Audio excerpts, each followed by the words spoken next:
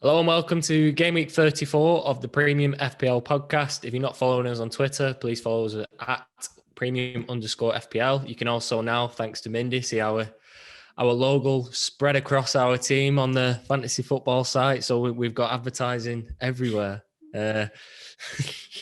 So without further ado, here he is, the main man himself, Mr. Mindy. I'm a little bit distracted for the start of this podcast, actually, because Callum's just mentioned that he's only just discovered the specially selected pizza range at Aldi, which I thought I was the first one coming to it as well, and here's Mindy. I'm 2 years behind the trend. So Mindy's top tip, I might as well get it out early, is the Sri Lankan. It's this. Which one is it? Hang on, let me just make sure I get this right. Don't want to mess this up. It's the Sri Lankan chicken specially selected pizza at Aldi. Well, I've gone ham and mushroom. I'm an amateur. So the special thing about the Sri Lankan chicken one is that the base is infused with turmeric, however you say it. So it's a bit of it's got a bit of if you're a boring person and you don't have interesting taste buds, maybe it's not for you. But it's got I think it works well. I'll have to give that a go next. My whole world's been enlightened this past week, so I'm looking forward to trying the collection. Where did you used to shop for Aldi? I just never got a pizza from Aldi before. I shop at Aldi. Right. But I won't bore you. I'm gluten-free at the moment, so I'm gluten-free from Sainsbury's. But the sourdough base is kind of... I thought maybe you're... with your rank, it's gone to your head and you've just been in Waitrose all year. Just... Aldi's too good when you're in the top 5k. 2k, mate. Get it right. Yeah, Aldi's not good enough for you. But no, so you just constantly walk past the pizza aisle at Aldi. Fair enough. Yeah, it's in an unusual spot, isn't it? It's at the end of the aisle, but it's a bit. But you recommending that pizza now? It's a bit like someone saying, "Oh, have you checked out Iheanacho in FPL? He's doing well, isn't he?" Fuck off. Well, I'm glad I did this pre-air rather than me unveiling this great new invention and you just slating me on there. So at least it's predetermined. Yeah, sourdough pizza is a bit like sort of the Lingard of 10 game weeks ago. You need to move on, I think. Speaking of which, Lingard blanked at the weekend, but yeah, first time in a while. Wood didn't. He had a mental one. 20 points he got, didn't he? Yeah, it was a unusual game week in terms of the people we expect to score points. I know the Chelsea clean sheet was there, and a lot of the familiar in the back line were playing, so a lot of people did well there. Iheanacho is the gift that keeps on giving, but we said this about Lingard last week, so no doubt a few blanks are coming. What you meant to say is he's the sourdough that keeps on rising. How long are you going to keep this going for, the whole pod? I don't even know if sourdough rises. I just bread rises. I don't know. Before I get distracted by wood and sourdough, follow us on Twitter, premium_FPL, and the YouTube. There's not a handle for YouTube, is there? Or is there? No, just search Premium FPL, Premium Player FPL. Yeah. Cool. So yeah, we're doing Callum's sort of special, well, not special because it's quite boring every week, but Callum's plans for his team now that he's 2k and his plans to get into the 1k. So right, mate, you're the one asking me to do it every week. Like, why don't you unveil your team? Well, we need some way to bloody get an audience, don't we? You need to use you for something. And what else do we need to get out of the way? Well, it's not the pizza tips, clearly. When's the deadline this week? It's another Friday one. I'm getting sick of these Friday ones, you know. I think it's going to be Friday through to the end of the... Is it? Last game week. Well, it is this week, is next week. 36 is midweek now. Yeah, and then 37 not been announced yet. Yeah, so, Fridays it's the new familiar, isn't it? Well, the kickoffs are staggered at the moment, aren't they? So it's like the new normal. Yeah, there's only one. I think the Friday deadline. I saw a few people caught out by it last week, so don't be one of those numpties. Anything else in particular to mention at the start? Double game week still not been confirmed, has it? But no, and yeah, there's murmurings about there might be, because it was supposed to be a blank. It was supposed to be a double 35 and a blank 36, but now it might be double 36, blank 37. So there's a lot of, no one knows what's going to come, and no doubt it'll come 1 minute after the deadline. I see you tweet. Remember a few weeks ago, bloody hell, that was proper troll week, because that was Dean Smith, Grealish, and also, yeah, that was FPL. That was a fun week of FPL. I think that was the peak of FPL this season. Speaking of which, actually, where the fuck is Grealish? Like, he was supposed to be back in training and like ready to start a few weeks ago, and then he had a setback, and now he's just not been seen for like a month since. I'm sure Dean Smith's just having a laugh. Every press conference he says he's close to fitness and just not even in the squad. I'm sure he's trying to troll FPL, but no one's bringing him in, so I don't know. Like at this rate, like he won't be able to get in the England squad if he doesn't play some games before the end of the season. Yeah, there's a few on the cusp. John Henderson the same as well. Yeah, it'd be interesting. Let's get through.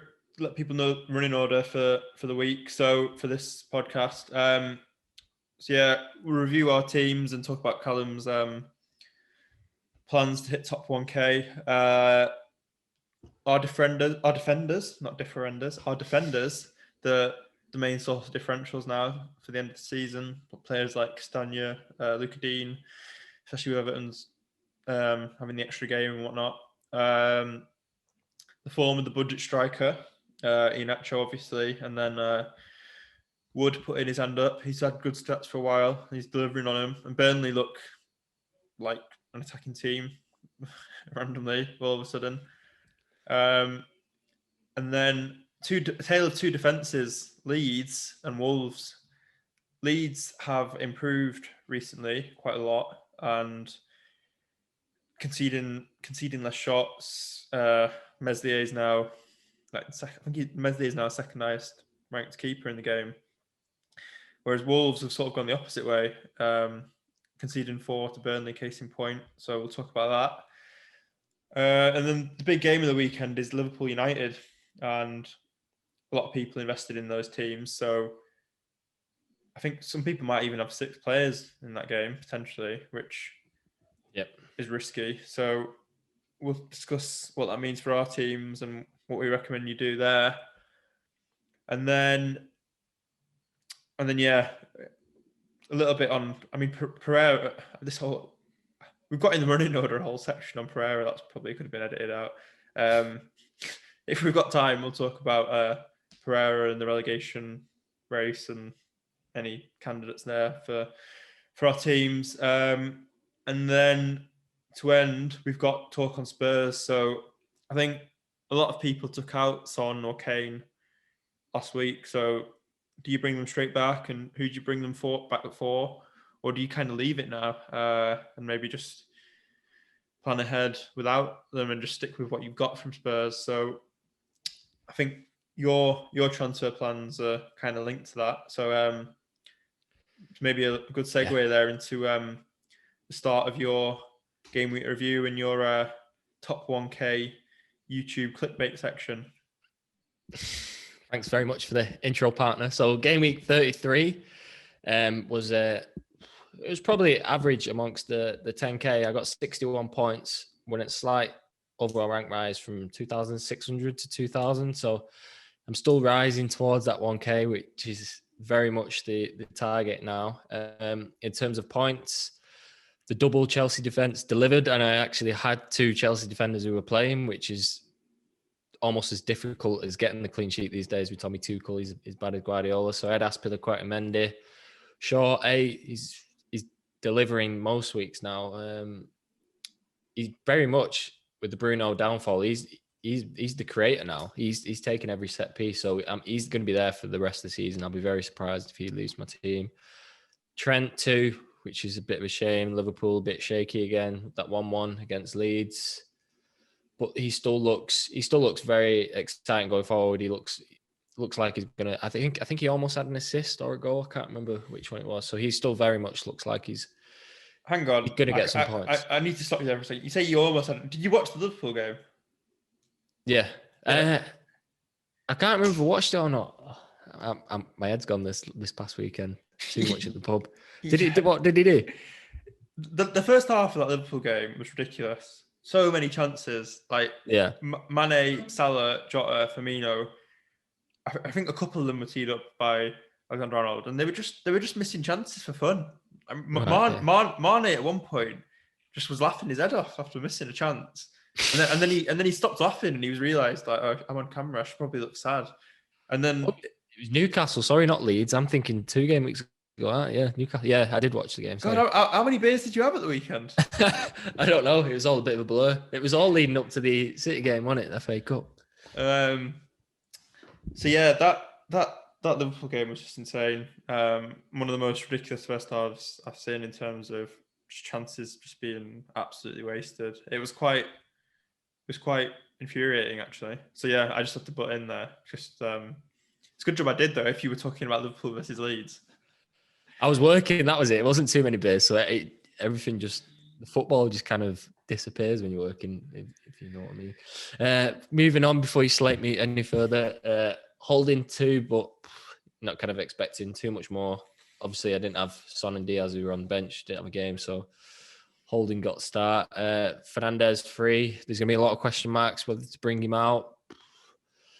Probably going to hold just because the value got tied up on him and that upcoming double, which potentially is going to include United. So I'm probably going to keep there, but I wouldn't be, if anyone was selling him, I wouldn't be totally against that decision right now. Jota won.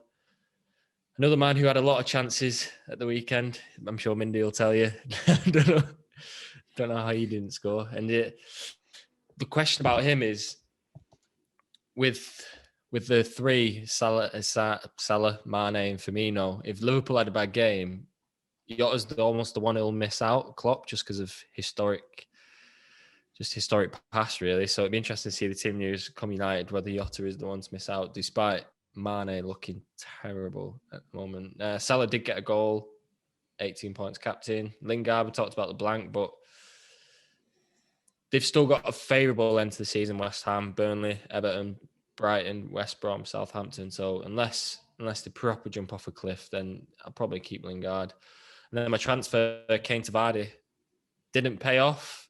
I think he had a few chances towards the end of the game, but at the moment he's just not as clinical as his strike partner, Iheanacho. His goal was phenomenal, and he's probably been the success of the wild card. But there's been a lot of teams who, I know you've got him, so I'm not going to say it was revolutionary bringing him in, but he's smashing it now, and I think he'll be very surprised if he's not the most transferred in ahead of the next game week. And then I had Keenan Davis on the bench getting a goal. I should have brought him in instead of Holding. Who could have predicted that? So yeah, it was a weird game week, and because I'm Mr. Missionary at the moment, everyone has the same players towards the top end, so there's only very few players that can kind of make a difference to your rank. And that's what made me bring Vardy in.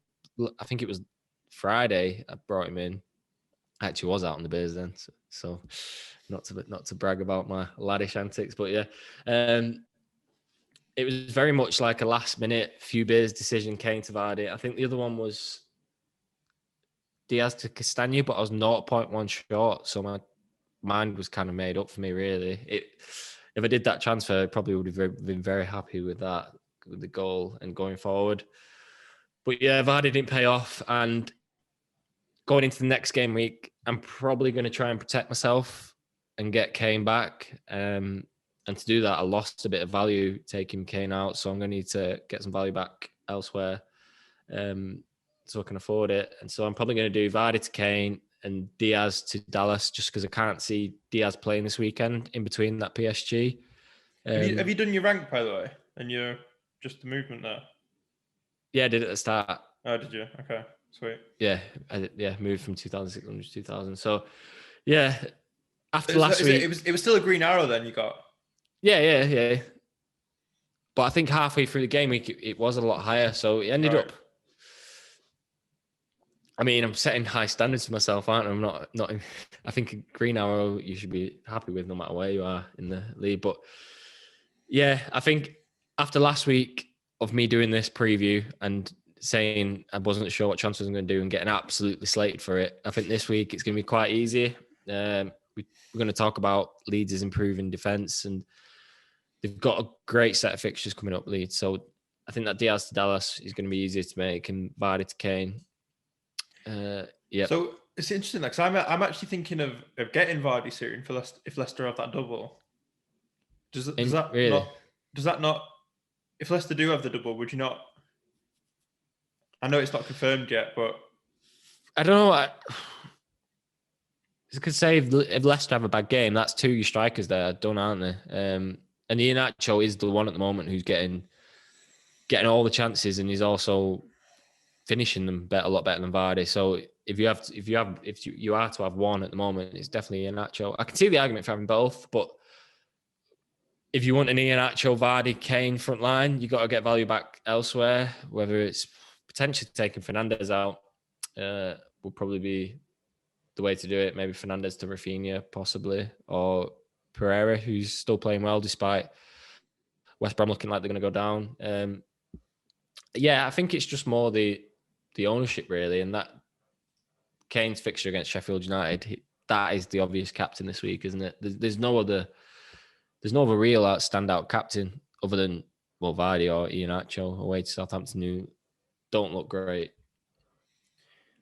Yeah, I think it will be Kane for me, captain, because that was the main reason I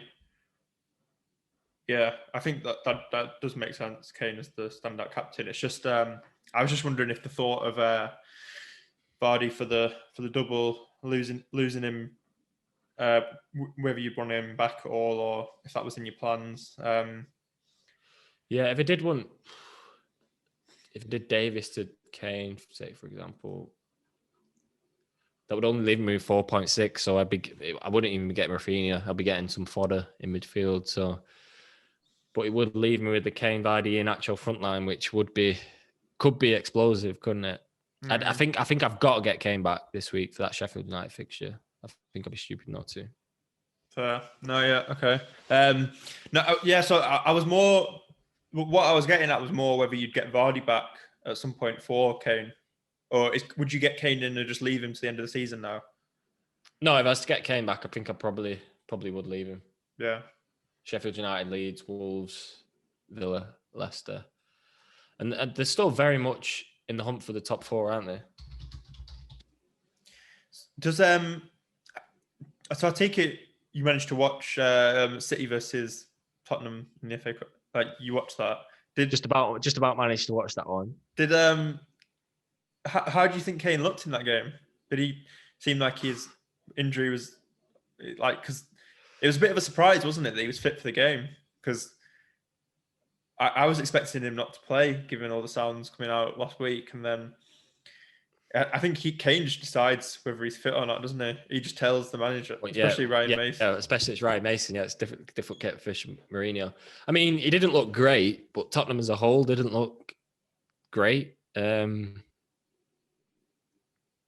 I think an extra week in rehab or training, you'd fancy him to be back. And like I say, Tottenham are still very much in the hunt for top 4. They need to get a few wins, but it's almost as if every game is a cup final now anyway. And without that midweek, I think I'd be surprised if they didn't roll Kane out every Premier League game, whether he's 80% or 100%. Fair. Okay.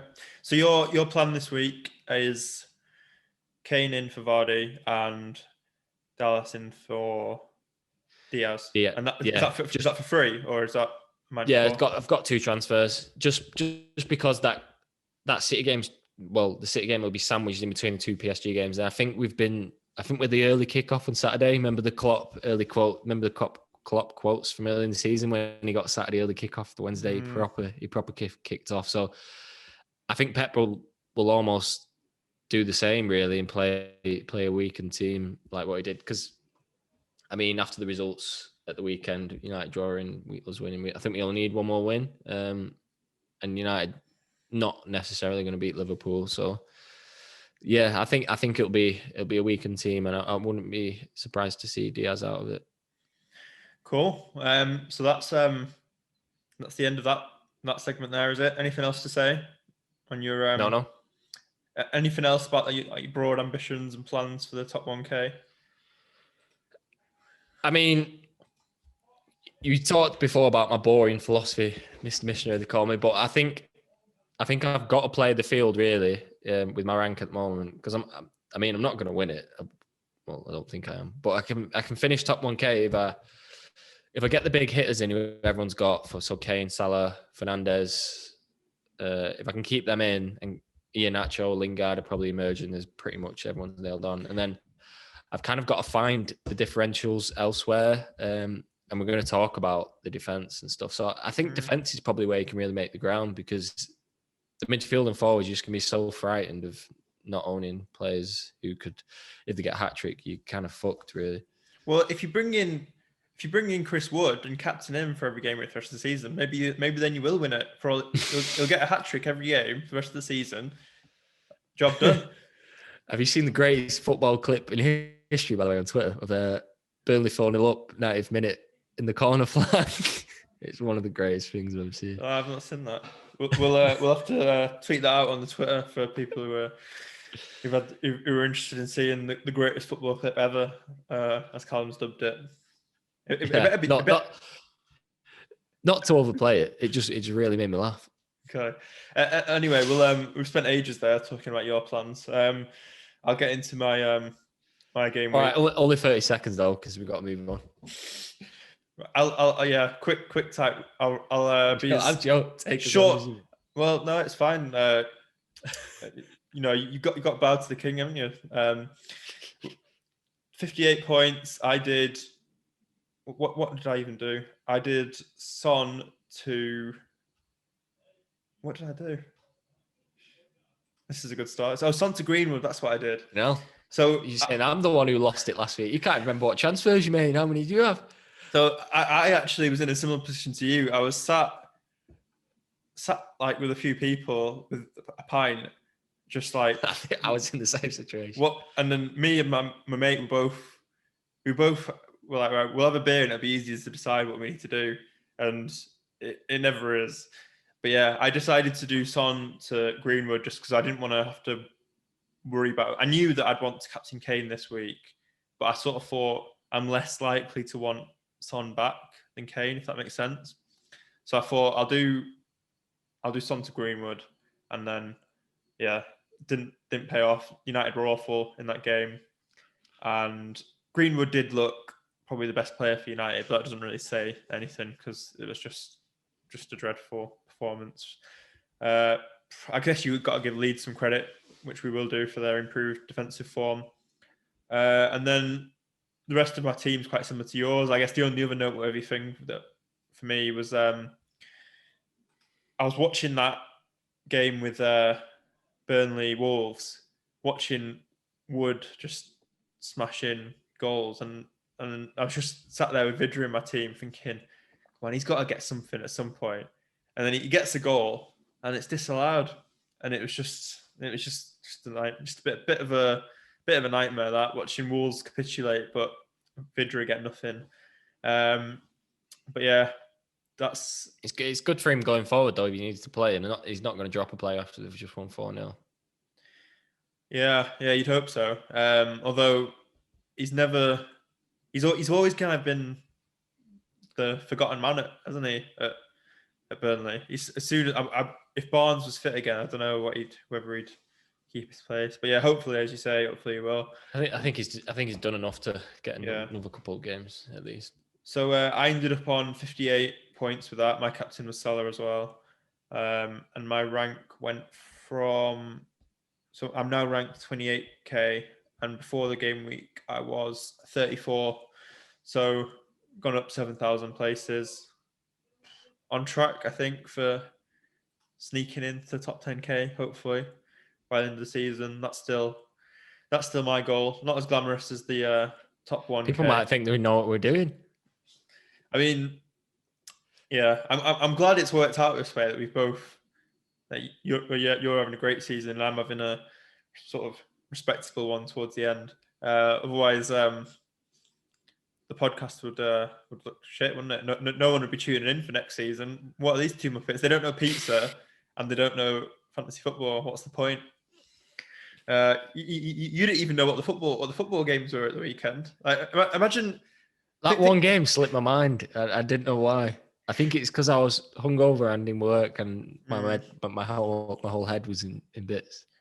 What a sob story, eh? Think about someone clicking onto your YouTube clip for the first time, and you're talking about Liverpool versus Leeds. They'll be thinking, "How is this guy approaching top 1K? He doesn't even know what game week it is." They'll be thinking I'm paying someone off to do my team. Anyway, let's get into the running order. We've wasted loads of time talking about pizza and stuff. So yeah, we're gonna have to get into it. Have we got any time left to talk about anything else? So defenders. I'll see you next week. I talked about in my moment game review that the midfield and forward now is kind of set, other than a select couple. Really, everyone's got similar teams, so defenders are the main source of differential. Really, Castagna actually looked really good. Not the last game, the game before, and that's what I was going to bring him in. But then I was 0.1 short with Diaz, and I didn't really want to make another transfer for the sake of it, so that kind of put me off.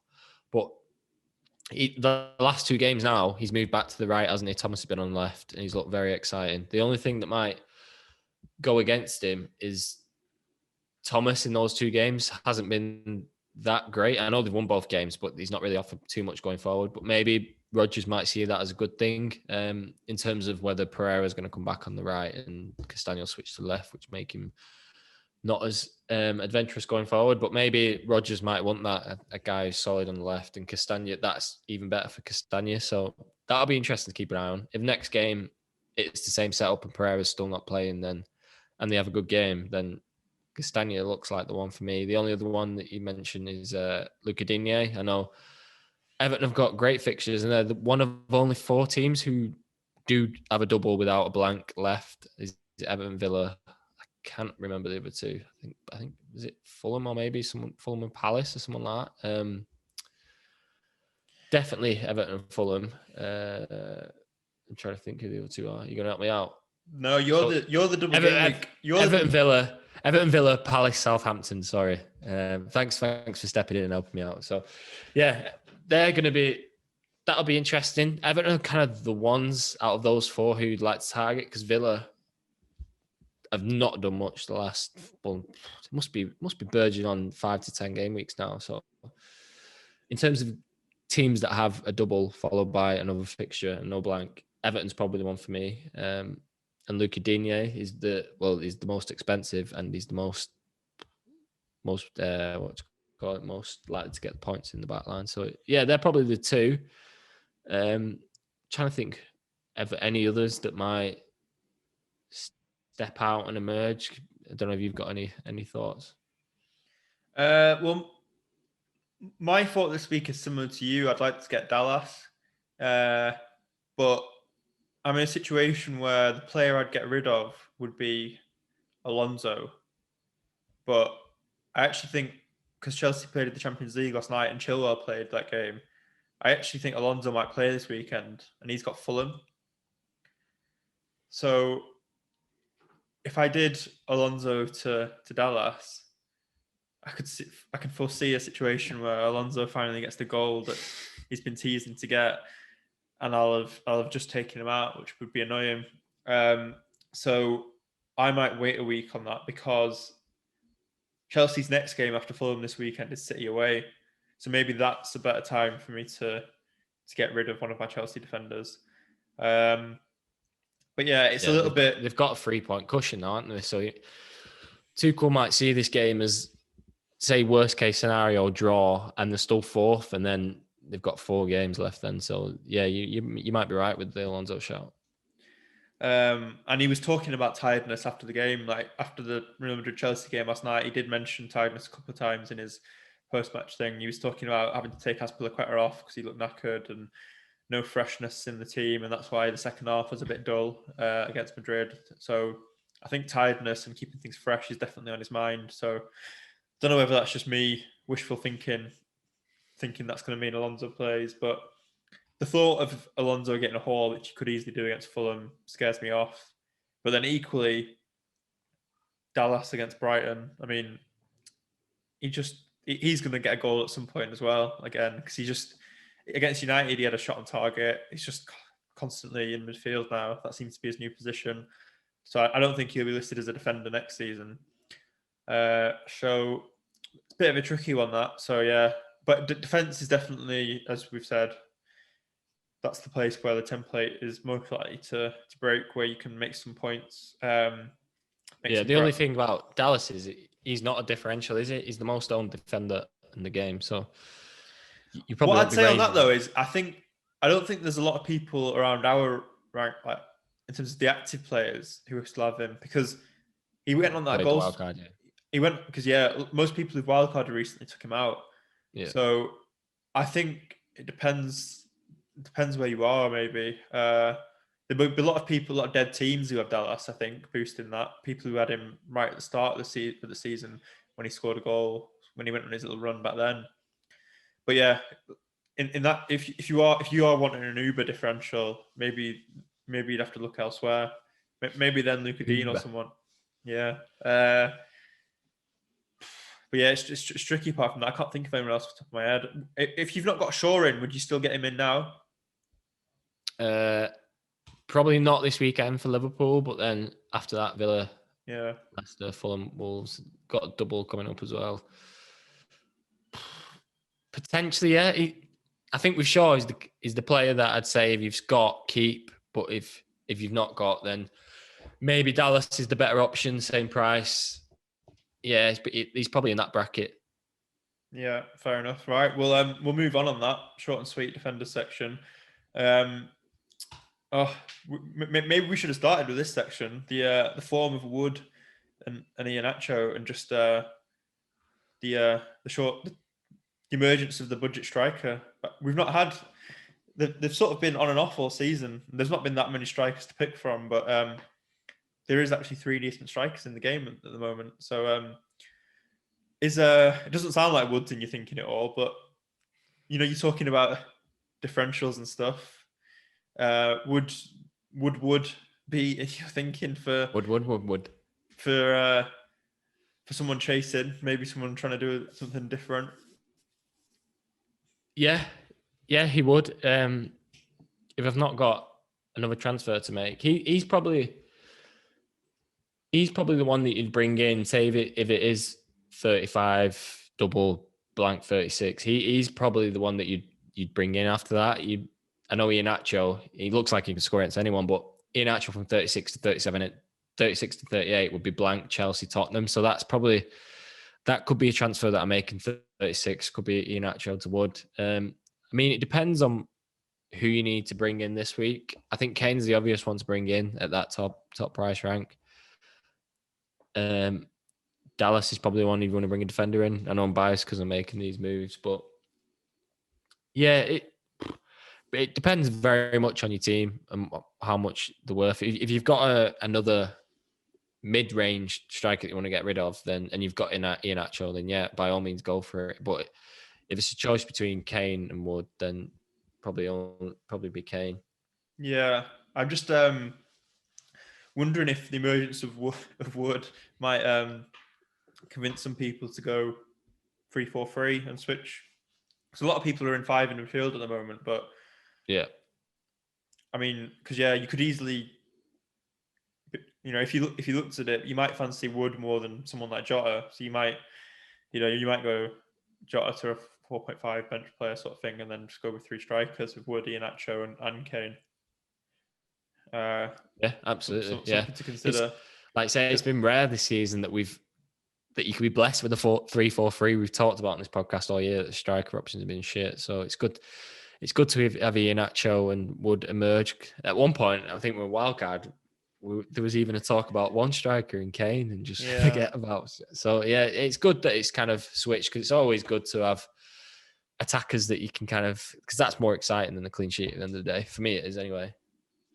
So Wood's ownership is 2.6%. All right. Yeah, because when he scored his hat-trick, my rank didn't even go affect that much, which was interesting. Yeah, so the people who did have the big rank swings this week were people. There were a few people on the FPL Twitter sort of seeing who did have Wood, which is great foresight there. Something I saw recently yesterday on Twitter was you know that Magnus Carlsen chap the chess champion guy. So I think game week 27 or 28, he was like 140k, something like that. And over the last 6-7 weeks, he's risen to 9k. No. Like, so it just shows, like, I give you shit about being boring, but I've probably been a bit too boring as well. Because like, if people like him doing the differential moves and being a bit bold, like you can make massive gains if you know what you're doing. But that's why I'm not a chess champion.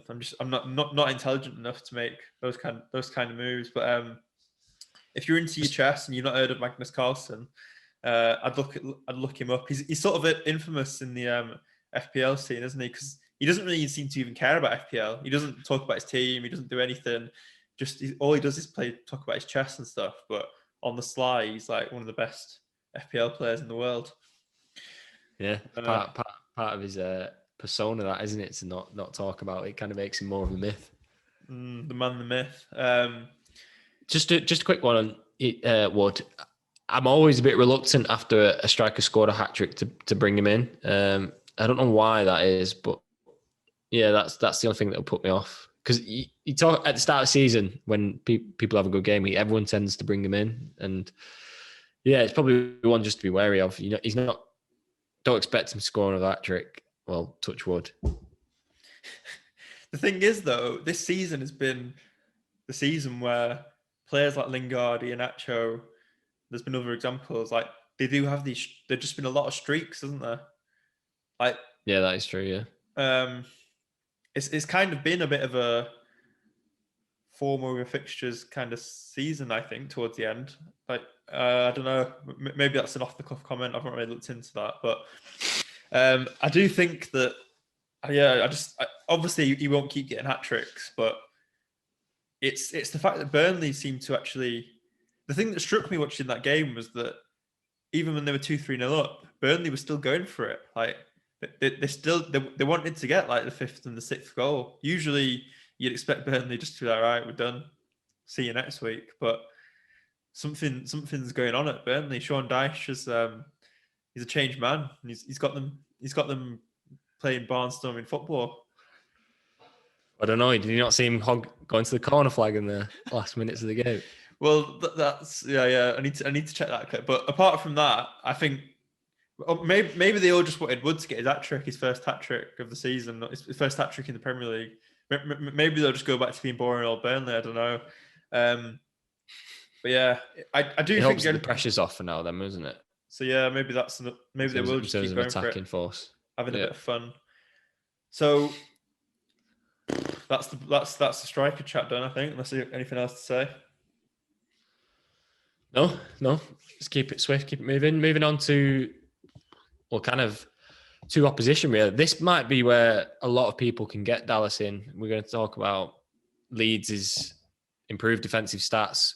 Despite this run that they've had some unbelievably tough fixtures, really, on paper. They've played United, City, played Liverpool, and Stuart Dallas has come away positive from that. And now they've got some great fixtures towards the back end of the season. And as opposed to Wolves, who are kind of coming out of their good fixtures and they've not really done too much. I know they might have got 1 or 2 clean sheets, but that 4-0 was a real hammering from Burnley. And a lot of people would have had.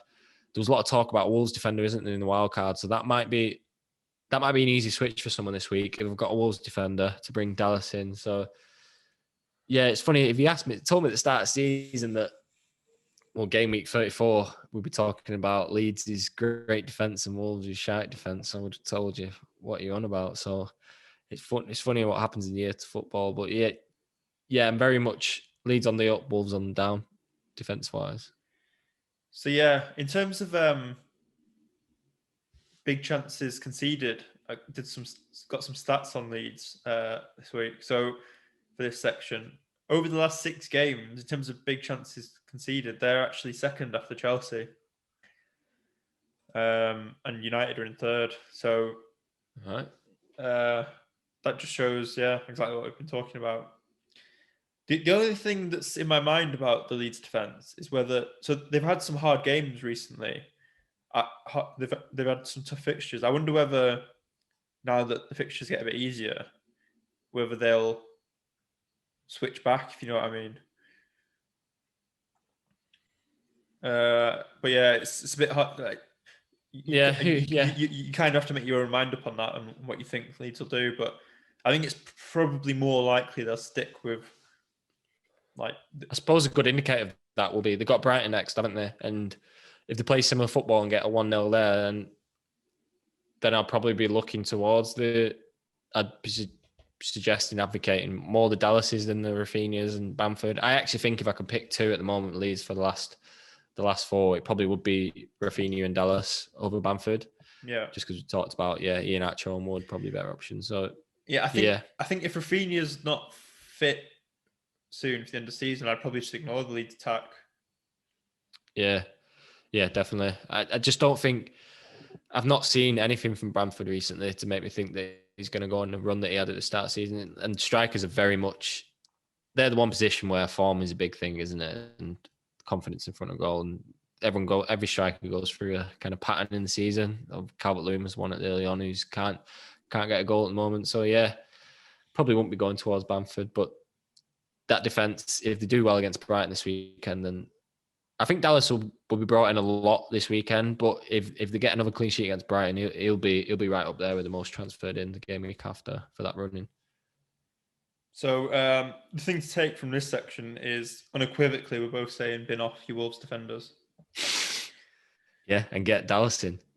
Get Dallas in.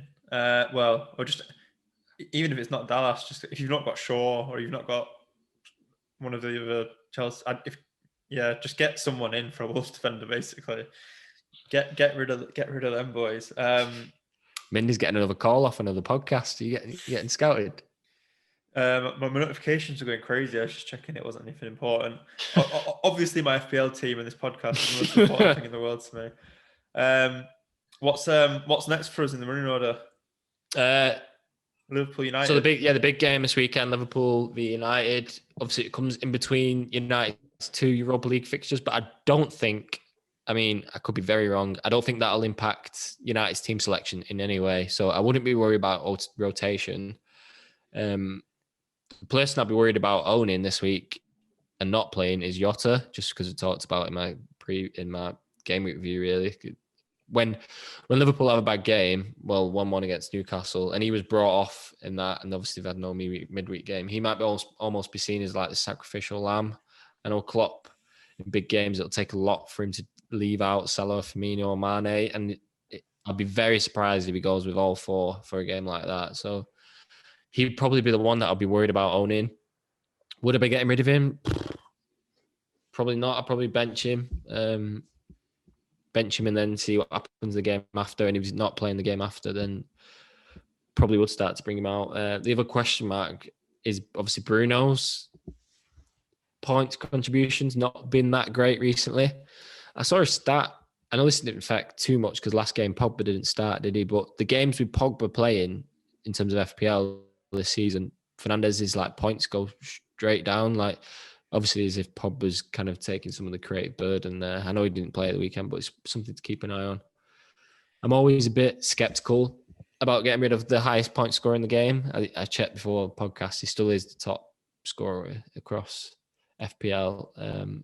So I'll probably give him this game and then the double. And if Bruno still isn't up to much and United get through to the Europa League final and the attention kind of diverts elsewhere, then maybe I'll probably look at taking him out. But this week I've got Jota and Shaw on my bench. That might change. So that'll leave me with Trent, Salah and Bruno. I think 3 is the max you want from that game playing. I think any more than that, you're asking for trouble, really. Your margin for points could be, unless you get a free, it's going to be quite low. So, yeah, I'd probably say 3 is probably the maximum I'm starting 11 for that game. Maximum of 3, eh? Hang on, let me just check. How many would I have in my team this week? I just think anymore, if you get a 0-0 or a 1-0 and it's not any of your players that scoring, your kind of potential for points has really been damaged, hasn't it? So yeah, I think I'm like top 4 in this game, which starting, which breaks your rule, but I mean, I'm not going to shoot anyone for it, but I just think once you start getting above 3, you got a lot riding on a game that could be very tight. Because it's been well documented how many nil-nils United have had, especially in the big games. So I suppose if you got two defenders, that might not be too bad then. Well, so you were saying you weren't worried about rotation. I actually think Shaw over the next 2 or 3 is a candidate for rotation, because around some of the Europa games, well, in some of the Europa games recently, it's been Tellez that's played and it's been Shaw saved for the league. But now that second place is kind of not in the bag, but looking sewn up, and the Europa League's the chance of silverware, I wonder whether Tellez might get a couple of games in the Premier League soon, and Shaw will play because Shaw's he's talked about needing to protect Shaw a little bit earlier in the season. I don't know whether that's improved or not, but I can't see Shaw playing all the Europa and all the Premier League games. No, he might not, but for this game, the biggest rivals, Shaw's the best. This one. Shaw's the best creative output for United at the moment, and if City beat Palace and United lose to Liverpool, City win the league, and that makes me think that if City beat Palace, Ollie will play his best team no matter what. Just because if City beat Palace, United play a weakened team against Liverpool, and they get beat. City win the league, Liverpool have beat them. That's a lot of pressure back on Ollie for the Europa League, and I don't think he'd want that. I think he'll probably get his rest next weekend. I mean, I could be wrong. You could be right, but I'd just be very surprised if there's a United rotation this week. So, would you kind of say it's if you decided to bench from United and Liverpool players, probably more wise to bench some of the attacking ones, like the Jotas, the Greenwoods, etc. Yeah. I wouldn't, if we've got Salah and Fernandes, then I wouldn't advocate bench. Obviously, they can, on their day, they're the two best players on the pitch, and there's a lot of money invested in them too. So they're probably the one. I'd probably, like you say, Jota or Greenwood, or if you've got a defender, it makes it easier. I still like having Trent, obviously, because you invested in the highest price defender in the game and you're not playing him, then it's always a bit risky. So I think if I've got 5, it'd probably be Trent and Salah and Bruno. I can't see any other combination potential. I don't know. This is just going off my team. Yeah. So I've currently got Greenwood, Jota, Salah, and Fernandes in my midfield. So it depends. So I'd probably say Salah and Fernandes. Can you get away with benching the other two, or how is your bench look? Well, that brings me on to my potential transfer, which was bringing in Son or Bale. Right. So I could bring one of them in for Jota. It's just the thing that puts me off that is that Liverpool's fixtures after the United game are Southampton, West Brom, Burnley, Crystal Palace. So I just wonder whether it's a bit short-term thinking that, like, in the short term, it's better to have Son or Bale this week over Jota. But over the next 4 or 5, will I regret that? If you see what I mean. So I need to have a think about that. The thing that might help you is if the double gets announced in 35 and Liverpool don't have, well, Liverpool aren't going to have a double, but if there's doubles in 35, then that might make your decision a bit easier. Yeah, so I'm a little bit unsure on that. I think the most likely move is Jota to one of the Spurs boys. I just think there's a part of me that thinks that, like, Kane captain against Sheffield might just be enough, and the other thing with Son is that he's looked a bit jaded recently, and it was well documented that he was just on the pitch crying after the game. Like, I just wonder whether how much has he got left to give? He's played a lot this season compared to how much he usually plays. So yeah, I'm not as sure on bringing Son straight back as I was. That was my plan at the start of the week. I'm sort of veering away from it. I might look to do something different, but we'll see. As ever, we'll tweet it out. Tweet out what I'm doing before the deadline on Friday. Or I'll try to anyway. If depending on whether I'm on the beers or not after work on Friday. Well, we might as well talk about that now, because that is on the running order with where we're going to get Son and Kane back. I know I'm going to get Kane back, and it looks like you're going to get Son, Bale. For me, if you're chasing, would you go Bale over Son? Is he going to play though?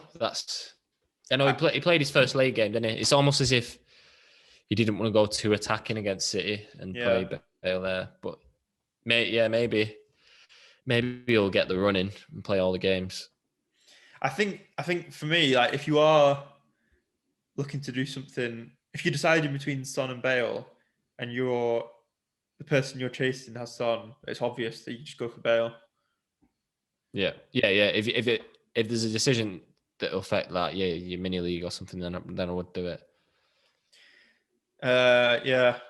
So that could be something I consider. It's just I'm not fully sold on it, but I don't really know what else I'd do this week if I didn't do that. So I guess I could be boring and save a transfer for the double moves, the doubles and whatnot. But then I'm stuck with all the Liverpool and United players for this week. So it's a tricky one, that double, because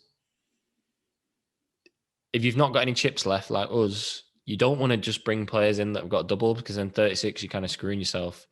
I think a good amount is to have 6 or 7 that double and keep your two transfers in the bank, and then you can kind of get 3 out there for a minus 4 and put a few on the bench. That's probably the way I play it. I'm not going to be desperate to get a load of double players in. You've got to have a bit of foresight. For those who have free hit and wildcard, then fair play to you.